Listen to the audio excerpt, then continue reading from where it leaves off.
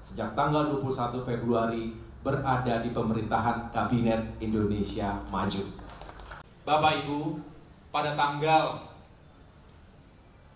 20 Februari yang lalu, saya diundang oleh Bapak Presiden Joko Widodo ke istana. Dan malam sebelumnya saya dihubungi oleh Bapak Pratik, Mensesnek, bertanya apakah saya ada di Jakarta, dan kemudian saya mengatakan saya ada di Jakarta. Lagi bersama Bang AM dan Bang Andi Arief mengelola tabulasi sambil melihat sirekap, telepon satu persatu ke para caleg, termasuk tim yang ada di lapangan, termasuk Bu Andi Timo yang sedang menggelar war room di DPP sini dengan sistem pemantauan yang juga kita buat dari awal. Tiba-tiba mendapatkan telepon itu, dan kemudian tanggal 20 pagi saya datang menghadap beliau, dan tentunya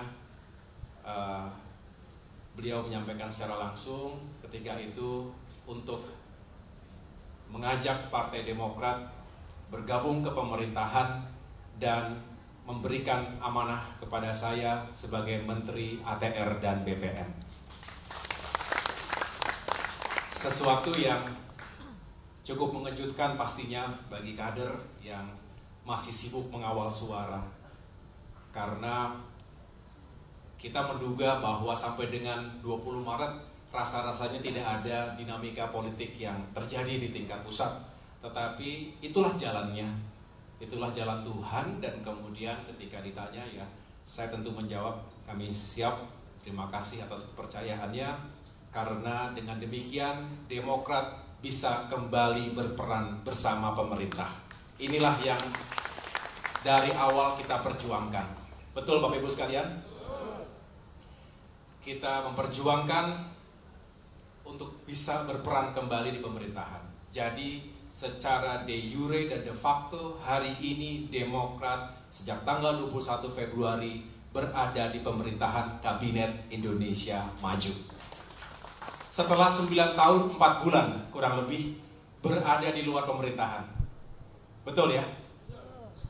Kita ketika itu berperan sebagai sebuah kekuatan oposisi, dan tentunya ketika itu tidak ada pilihan lain bagi kita menjalankan peran seperti itu, dan kita juga berperan sebagai oposisi yang baik, yang bertanggung jawab, yang peduli, ingin negaranya baik, ingin pemerintahannya juga sukses, ingin rakyatnya sejahtera. Tapi tentu banyak sekali keterbatasan kita sebagai oposisi di luar pemerintahan. Kita hanya bisa menghimbau, kita hanya bisa mengingatkan, kita hanya bisa mengkritisi, tetapi tidak bisa mengeksekusi. Hanya mereka yang berada di lembaga eksekutif yang bisa mengeksekusi kebijakan dan program-program pro rakyat yang sebetulnya selama ini juga Demokrat perjuangkan. Jadi kalau melihat itu semuanya, melihat suka duka jatuh bangun Demokrat 9 tahun 4 bulan terakhir ini, kita harus mensyukuri posisi kita hari ini. Setuju?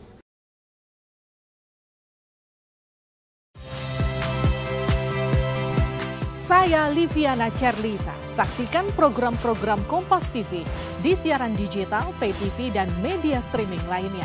Kompas TV, independen, terpercaya.